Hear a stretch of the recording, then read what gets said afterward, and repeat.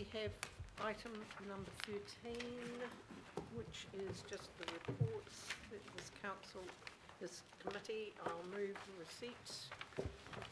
Seconded by Councillor Cooper. Any comments or questions you were asked to get through to the officers? I'll put that. All those in favour? Aye. Against? Carried. Item 14, we have Aaron and Matthew. Just an update. Noting the report, we'll take it as read. I'll move it. Have I got a seconder? Councillor Cashmore. Any questions or comments? It's fairly self-explanatory. It's what we've been doing. Councillor Cashmore. Yes, thanks, Madam Chair. I was wondering if we could make some comments about the procurement initiatives that have been moved forward by Council and any potential cost savings that can be made open to councillors and public at this present time. Through you, Madam Chair, I'll answer that question, Councillor Cashmore. The work that we're doing across the family is well advanced. We will identify all of the opportunities prior to Christmas and then be able in a position to report back to you with quantified savings out of those items as they're prioritised by the respective council family members, because as you recall this includes AT and water care. And report back to you, I would expect February and March in terms of being able to quantify the exact amount of those savings. Thank you. Right, okay, it's been moved and seconded. All those in favour? Aye. Against? Carried. Thank you. Thank you, guys. Right, item number 15. There are some Chair's recommendations on this, which I will move and Councillor Clow will second. And basically to receive the report, and secondly to hold a workshop in February to consider preferred direction on specific options provided in the reports. And C is to note activity already underway within areas such as fleet management, strategic procurement, shared services to seek the further operational efficiency gains required to meet saving targets in the 2015-2025 long-term plan, and endorse that activity be extended to other areas where the report findings from Cameron Partners and Ernst & Young suggest further group operating efficiency opportunities are available. So I've moved, that's been moved and seconded. We will now hear from EY first, is it? Right. Chris Money, Joe, Nathan and Alan. Welcome. Councillors are remembering we've had a workshop on this, but remembering we have got visitors to our chamber and treat them as such with respect. Thank you. Welcome again. Good to see you. Thank you, Madam Chair. Good morning, everyone. My name is Joanne Ogg. I'm a partner in the advisory division of EY. To my left, I have Chris Money, also partner in our infrastructure advisory division. And then we have Alan and Nathan, part of our team who helped us deliver and will help present this independent report on alternate sources of finance to this committee. In terms of the agenda we will use for our presentation, Chris will walk through the brief and our resulting approach. We will then take you through our views on key themes and the criteria in which we use to analyse the options that we have presented. We will then summarise the list of options we believe this council should consider. The options presented do represent a pipeline of opportunities that will require further investigation and analysis outlined in our report. I will now hand over to Chris. Thanks, Joe. Thank you. Chris, if you just pull that speaker towards you, you don't have to press the buttons or anything. Thank you. Okay, so I'll go briefly through the scope of the work that both ourselves and Cameron Partners were asked to do. Effectively, we've been jointly engaged to provide two separate reports on the same brief. So really just the critical thing is that in the May 2015 Budget Committee, councillors agreed to undertake a review of the council's mix of financing sources. The scope was really to look at how we can effectively reduce the proportion of Auckland council revenue funded from rates, to look at options for maximising the return on Auckland Council's investments, to explore a range of alternative sources for financing, and also review the holding of the assets that are aligned with the Auckland Council's core business and those broader strategic growth priorities within Auckland.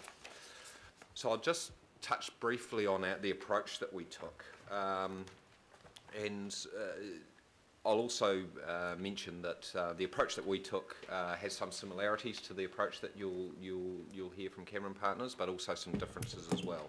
And that's, I guess, one of the benefits that you as council get from having these two separate reports looking at the same issue.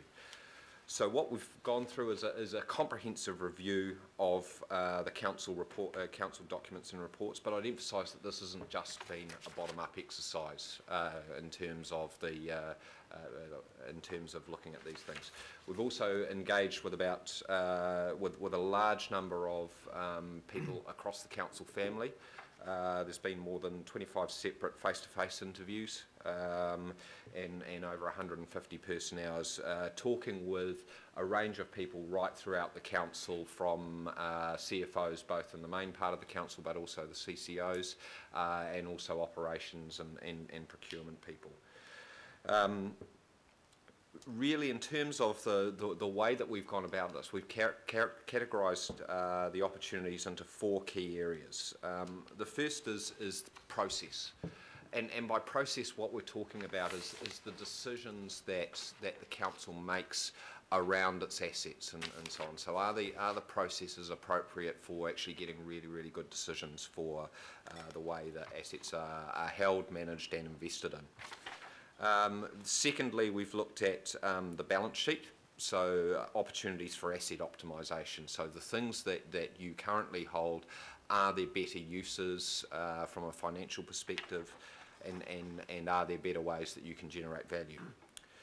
We've also looked at operational performance. Now, I'd stress this isn't a review of the council's operations. Where we've limited ourselves to in terms of operational performance is the areas where there is effectively a choice between capital and operating, so owning something versus leasing it. And lastly, as part of our scope, the funding and financing part of this, so how you can grow revenue from sources outside both your operations and your asset optimisation.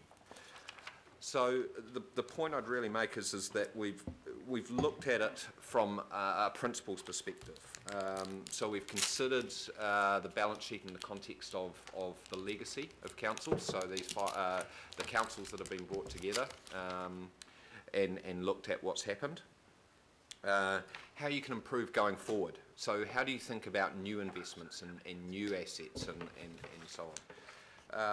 But also ask the question, if you started from scratch, would you actually be doing the things that you're doing now? So we've really looked across those, and we've looked across the trade-offs that are made between kind of holding assets and also the wider policy goals that council's actually trying to achieve across its remit. So really just a number of key themes that I think it's worth emphasising before we get into where we've looked at in terms of the opportunities. Firstly, the council is in a sound financial space. It is operating in good practice across the range of areas that we've looked at. Its long-term plan and its budget is balanced, and it's a well-performing operation across our 4 key quadrants. Managing across, the point I'd make as well is it's also managing well across the balance that it has to strike between not only the assets that it holds, but also its regulatory and strategic policy issues that it's trying to make. So it's striking that balance appropriately. That said, there is breathing space to be ambitious and accelerate some of the infrastructure investment. There's clearly pressure within both your long-term plan and also the Auckland plan to deliver additional investment and to accelerate planned investment. I guess the point of accelerating that investment is to make Auckland a better place to live and to accelerate the development towards being the world's most livable city. The critical thing that we find is that there's plenty of opportunities to release capital without actually reducing the council's core offering to residents. And one of the things we've looked at very closely is the ability of the council to maintain the activities and the operations that it feels important to continue to do within the context of our review. There are some very good opportunities to move quickly across a range of things. And some areas where the council can move very quickly without actually too much effort. What our report covers, and you've now had an opportunity to have a look at the detailed report, is in every area there's in some cases there may be a long road to take to get to final decisions on these points, but what we've tried to do is look at not only the end point that you might get to with some of these assets, but the first steps that you potentially need to take. And in many cases, it's actually getting your policy settings and your policy thinking right before you actually make those decisions on those assets. And we can go through some examples in a minute. And I guess the other point I'd make is that a lot of what we talk about here is interrelated. So if you know, when we talk in a few minutes about, say for example, the accommodation strategy, the first thing to do if you're going to look at an accommodation strategy is to get that one source of the truth in terms of your database, in terms of how you look at your accommodation. So we very much focus on how these things can be interrelated. Just to go through onto the criteria that we've used, and again I'll just go through briefly in terms of this because it touches on some points I've already made. We've very much considered the assets in the balance sheet in the context of the council's core roles and what's important to the council to deliver, but also legislative and regulatory impacts, customer service impacts and Māori considerations. We've also, in categorising it, looked at whether these things you can move on them quickly or whether there are some very difficult strategic, technical or legal issues associated with them. So ease of implementation is an important part of what we've looked at. And also the value of those assets, but also the wider value of those assets as well. So it's not just, I'd emphasise, not just the financial value of those assets. There are economic values associated with those assets and also intangible values of those assets. So we've considered a lot of that in the context of the report.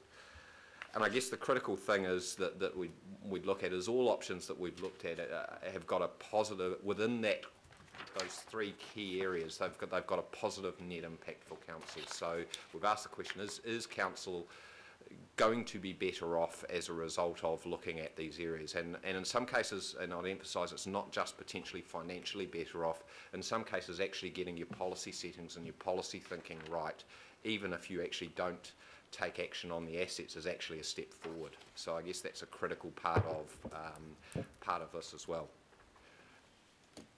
So just to briefly go through the findings and understand, you'll have those quadrants in front of you, so so apologies if it's difficult for others to read in front of it.